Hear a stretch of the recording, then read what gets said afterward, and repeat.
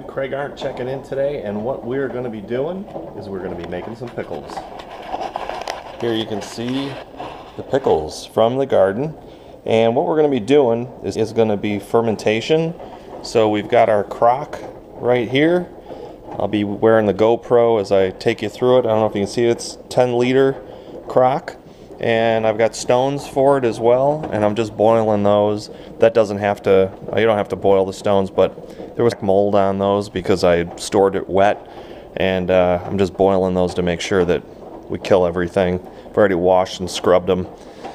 So stay tuned. We're going to get these in the crock. The recipe we're going to be doing is Alton Brown's recipe, and I'll show you that in a little bit. So I don't know if you can see this, but what we're looking at here is the Alton Brown dill pickle recipe that uses a crock for fermentation. We're going to start with 5.5 ounces of pickling salt. You cannot use iodized salt. Could use sea salt, but then these measurements won't be right. So 5.5 ounces of pickling salt, which is about 1/2 cup, gallon of filtered water. You don't want to use chlorinated water, but well water would be fine. 3 pounds of pickles, tablespoon of black pepper, corns, tablespoon red pepper, 2 cloves garlic, 1 teaspoon dill seed, and a large bunch of dill, which we have right here. And so we're going to get started. So I've added my cup of pickling salt, and this is what it looks like. Comes in just ball, typically makes it. Anywhere you have canning supplies at Walmart, you can find this. Okay, I got 3 quarts here, so we're going to add most of our salt. And we're going to get a wooden spatula, get that stirred up and dissolved. Okay, the next thing we got to do is take off the blossom end. So the stem you can leave. Sometimes you can cut that off if you feel like it. But the blossom end, you want to take that off a good 1/4 inch or so, as there's there's a not a protein, but there's something in there like a I forget what they call it, but it'll turn the pickle mushy, so you got to cut it off. And so that's what we're going to do. Just going to chop off about that much on all of these, and then when we're done doing that, I'll take it back. So I've turned the crock on the side, as you can see, and that's pretty much how I'm going to do it. I'm going to get the pickles kind of laying in there so that they don't fall all over the place. And then what I'm going to do is I'm going to put my garlic and my peppercorns and the other items, but first I want to get the pickles in there standing up so I can put more in there, and then I'll put the stones on top, and that'll keep them submerged underneath the brine, which is what you want to do, because as you ferment, you don't want air getting to this.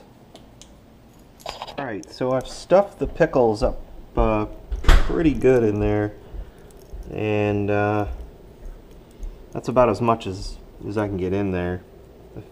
At least about 5 pounds of pickles, if not more.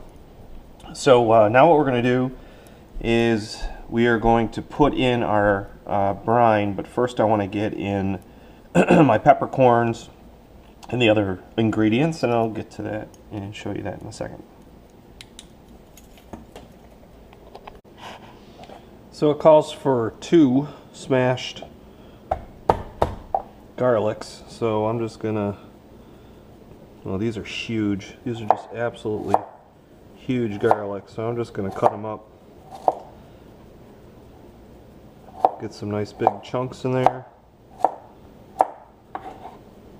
1.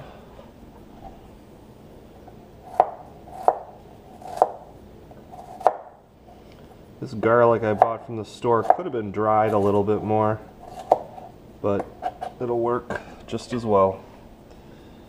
And this one I'm just going to cut big chunks. Now we need a tablespoon of peppercorn. It's right here. And we're going to take 1 tablespoon of peppercorn and dump those little BBs in there. And let's see what else we need. Next is 1 tablespoon of crushed red pepper flakes. That's good. In we go. We put our garlic in. We're going to need some dill seed. And I have dill seed. And we just need a teaspoon of that.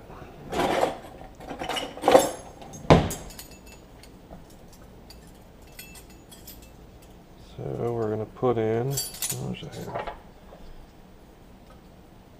Nope. What do I do with it? There it is. This is dill weed. And that's dill weed. Hang on a second. Knew it was in there. There's our dill seed, whole dill seed. And we need 1 tablespoon of this. There's a half. There's a half. Next is 1 large bunch of dill, which we have right here. That's not, there we go. Quick rinse here. Boy, that smells so good. Love the smell of fresh dill. What we're going to do with this, I'm just going to put this right on top.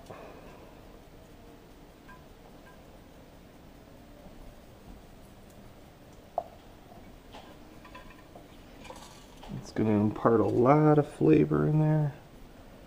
So we'll get this all tucked in. There we go. Next, I'm going to pour in our brine.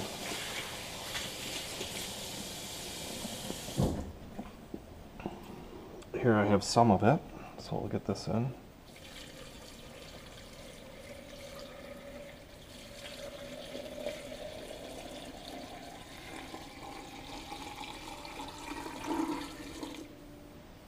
Okay. Hopefully this is enough. If not, we'll make some more. I got plenty of water.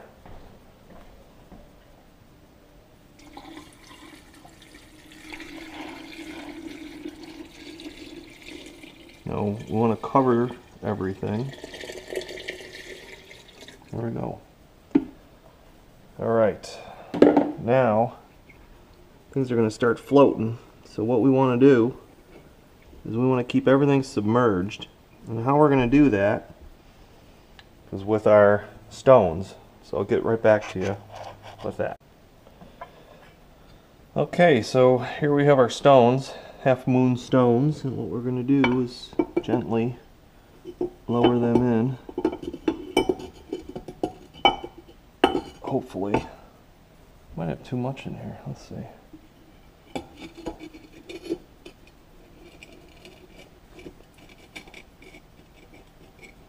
Try to push it down. There we go. There's one.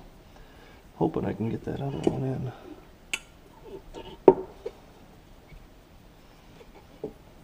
Okay.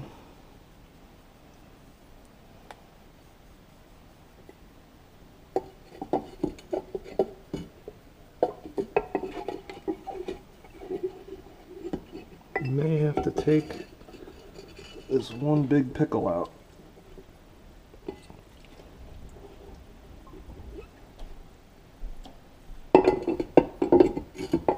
Yep, I'll take this one out. Okay, boy, it smells good. Okay, there we go.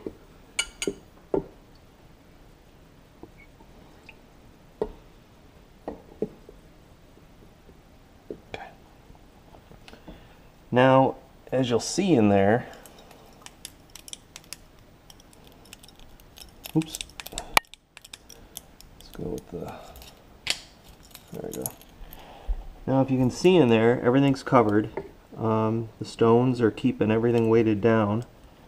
and you can see all the spices and so forth. Now the way this crock works, it has a reservoir that goes around this, the outside, and the lid will sit in that reservoir, and it's able to burp because it's got the little cutouts. So when I put that on there, the gases of fermentation will come up and they'll bubble right out the sides there. So next thing what we want to do is we're going to keep this in a relatively cool place.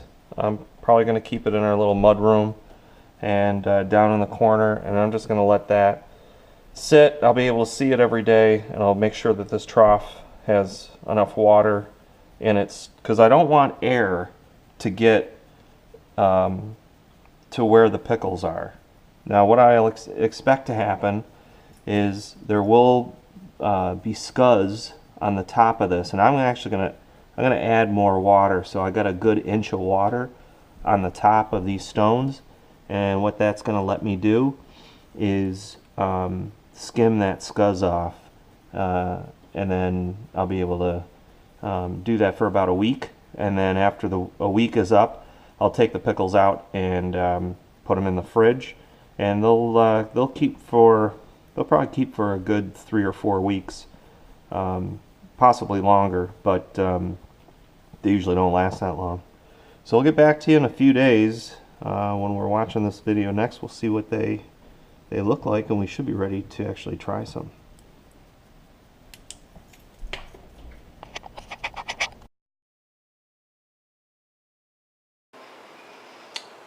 So here we are 6 days later from the last part of the video, and I moved the crock that you see here into the refrigerator. I haven't done that in the past. I've usually just let the crock sit down in the basement, but I decided to get it good and cold so that it would slow down, not stop, but slow down the fermentation process. So hey, there's one of our pickles. So one of our pickles is floating, and you can see how I cut the ends, the blossom end off. But after, this is a little more than a week, this is what they look like, and they smell absolutely wonderful. Let's take a taste.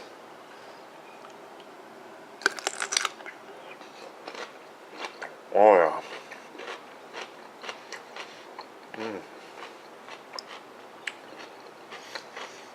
That's a good pickle. That's a good pickle.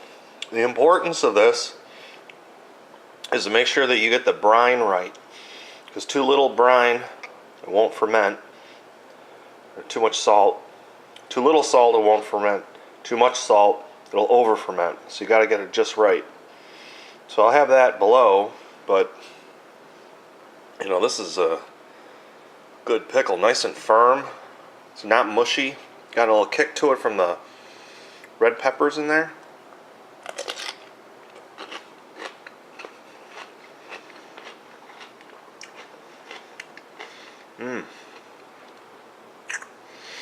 Well, this is fermentation at its best.